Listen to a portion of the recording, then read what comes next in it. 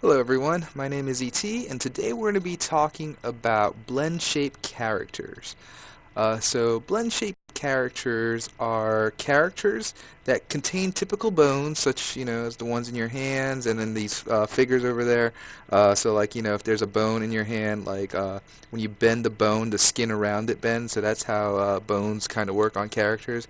But we also have something called blend shapes here. And so blend shapes are morphs. So basically you have a model and then you have a model that's like slightly different but the same amount of vertices. And what it does is it slowly morphs from one model to the other. And so these are good for like facial expressions and like body shape. And so that is what we'll be doing here today.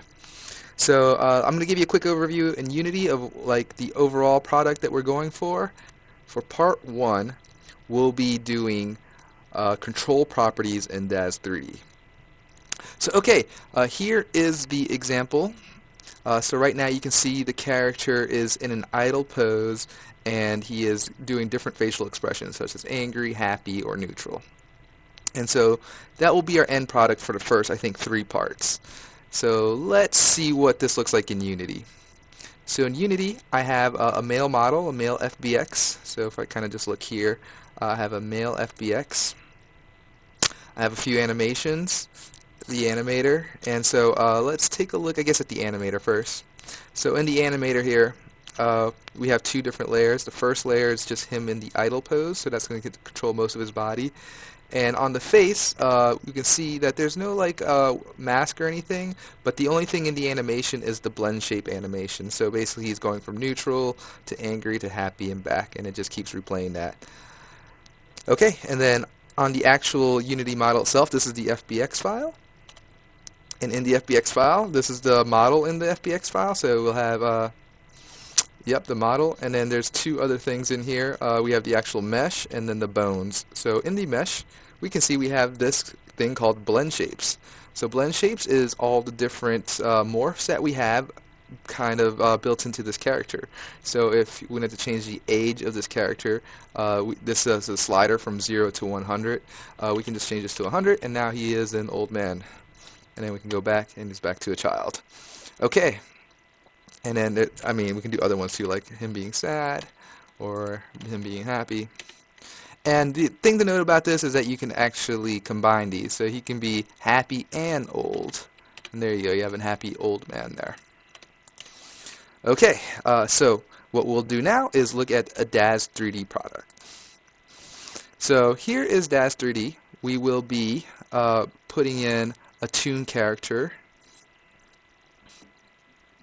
So here is our basic toon character. Here on the right hand side we'll have a bunch of different properties. But what I want to do here is I'm going to do a couple of default options that I want to do. So like when I'm changing the age of the character, I don't want to include it in the scale. And what else? There's one more thing I want to do. Well, oh yeah, and the actual parameters here. I think under general, the mesh resolution, all these characters are kind of high res, so I try to pull it down to as minimal polygons as possible, as we'll look at later. So okay, here we go. We got a base mesh, not a high resolution mesh. And if we actually pull up a window right quick, here we go, scene information. Let's put that here on the left hand side. We can see that if we had it under high resolution, this guy is 68,000 vertices, and if I do it down to base, he's only 17,000 vertices. So, and here's the number of quads.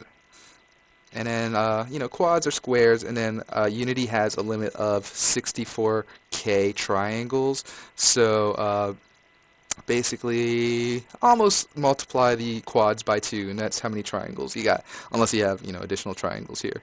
So we are under the 64K with this, so great. Okay, so now we're going to be talking about control properties. So what we're going to do is create our own custom properties here.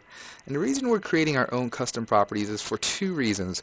One is just naming. So we want to name it something that we can easily export so that As you see later, when we export something, we can just type in one name, like a prefix that we know is unique. And then the second reason is if you have multiple things that you want to control with one slider, you can do that with a custom property. So the tune one, comes with a whole bunch of different properties, but we'll be creating some more.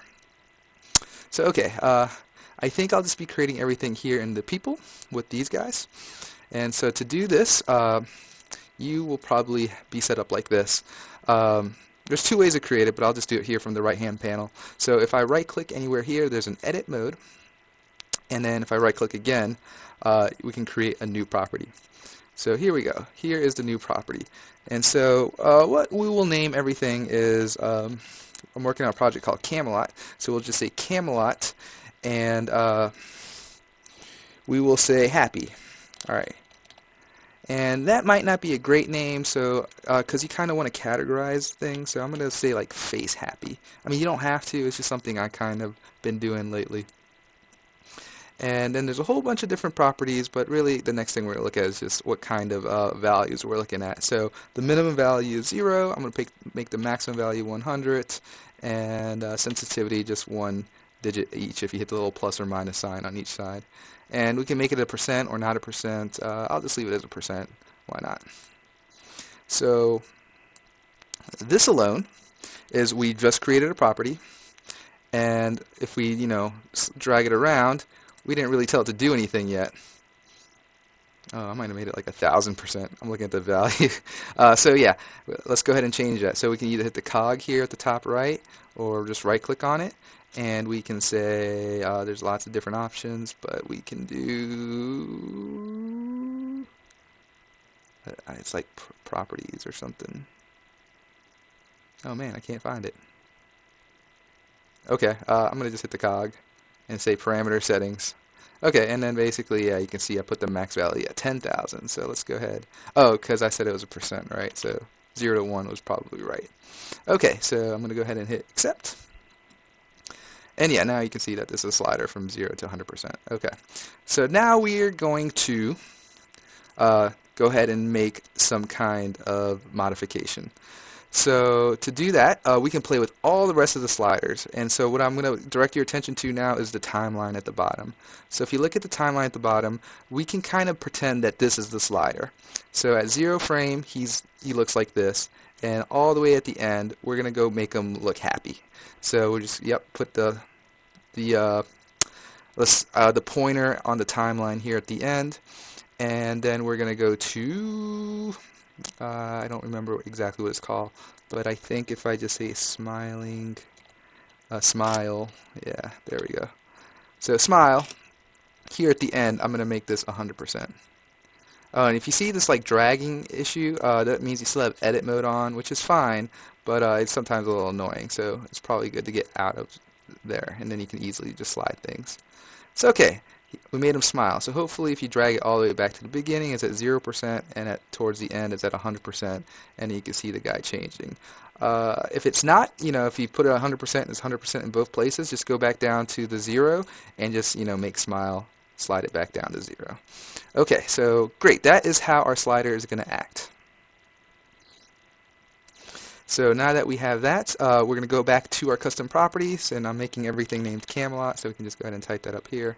And then all we have to do is we have our timeline of the sliders.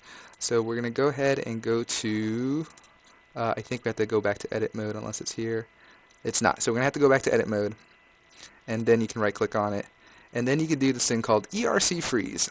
I didn't look up what ERC meant, but it basically takes you can take the timeline and make it that slider.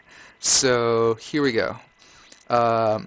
Right now it sees that I've changed this property, but this is not really the one I care about. This is that scale thing I did earlier. So I'm going to say keyed, and so keyed means what's keyed here on the timeline. And we can say, oh, okay, the smile has been keyed. So I'm just going to keep that. It's going to go on Camelot face happy, and I'm just leave these default, and I'm going to hit accept. Okay, and so what you'll notice is that the timeline is now cleared. So it cleared out what you've done here. And if you notice, if I change this, the face happy goes up and down. Great. So yeah, we've made our first property here. And so the goal here is to make, as many properties as you want and put them over to Unity. So I've done one property here, and I'm going to go ahead and export this to Unity. And I'm going to go ahead and just name this guy Mail2, and it's here, not my new Unity asset. And then I'm going to hit save. Then it's going to start asking you for things. Um, Typically, the only things you really need is, if you're going to be bare minimum, is figures, because this guy's a figure, and morphs. Morphs is going to be him actually smiling. And then the other most important thing is the export rules. So if we look in here, we can see that we have a match here for anything that says Camelot dot, export that. The rest just bake it straight into the mesh. So anything here can actually be changed dynamically in Unity. Anything that's baked will be whatever you see in DAZ is what you'll get in Unity. So let's go ahead and let's see. Yeah, we'll just accept that. And if you really want to make sure, you can look through the hundreds of morphs here, and I think it's somewhere halfway. Here we go. We can find that, okay, Genesis 3, blah, blah, blah, but then you see Camelot, that face happy is export. So great, we are good, and we should be able to export this. So I'm going to accept. And then it's just going to go ahead and export the actual model, and it's all done. Then we're going to pop over to Unity, where we were playing earlier.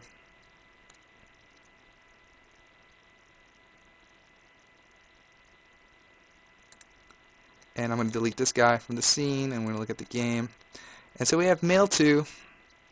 I'm going to bring him into the scene, flip him around, and if we look closely, if we kind of navigate through the hierarchy, we can see that he has one blend shape of face happy. And you can go ahead and set that to 100, and you will see that he's actually happy. Okay, and that's where we'll end part 1, where we basically made control properties and we exported a model from DAZ 3D to Unity. Next time what we'll do is actually create the animations in Unity and talk about ways to get clothing and hair from DAZ to Unity using separate models. Till next time.